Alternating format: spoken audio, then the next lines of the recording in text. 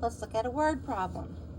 According to the U.S. Census Bureau, 3/25 of all adults in the United States visited a zoo in 2007. What percent of all adults in the United States visited a zoo in 2007? So then we have a hint. It says you must make 3/25 equivalent to something over 100. How do I know that? Looking at my question, it's asking me what percent, which means my answer must be in the form of a percent. My hint tells me that I'm going to make 3/25 equal to something over 100. So I'm going from a fraction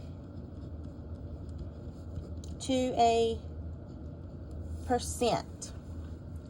And if you look back in your notes, this is what we do. We make the fraction equal to something over 100 to go from a fraction to a percent. Or remember, you could divide your numerator by your denominator. But we're going to use our cross product, our cross multiplication. Multiply 3 times 100 gives me 300.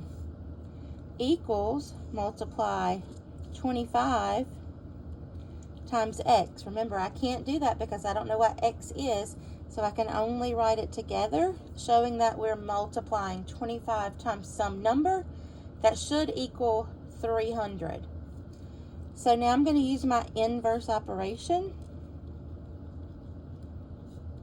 which is division, because I'm doing multiplication in the problem. This is multiplication, so to undo multiplication, I'm going to use division because it's the opposite. So how do I know which number I'm going to divide both numbers by? Looking for the variable. You divide both sides by the number in front of the variable. That's 25. So I'm going to divide both sides by 25. 25 divided by 25 is 1, so that leaves me with x. Remember, we don't write 1x, we just write the x by itself. There's an invisible 1 in front of that x. Then when I do 300 divided by 25, if you can't do that in your head, then you would set it up and write it and solve it. So 300 divided by 25. So if I were to think about this as money, if I know that there is 3 100s in 300, that's 100, 100, and 100.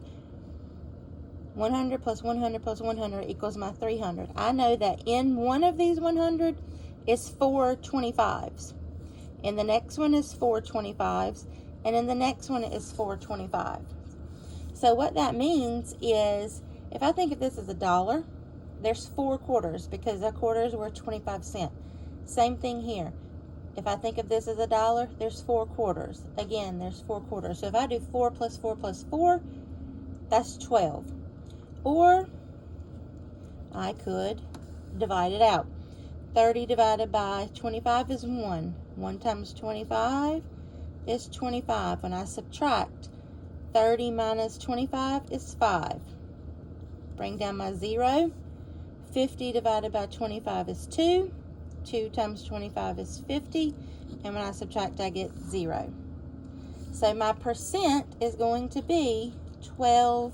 12% of all adults in the United States visited the zoo in 2007.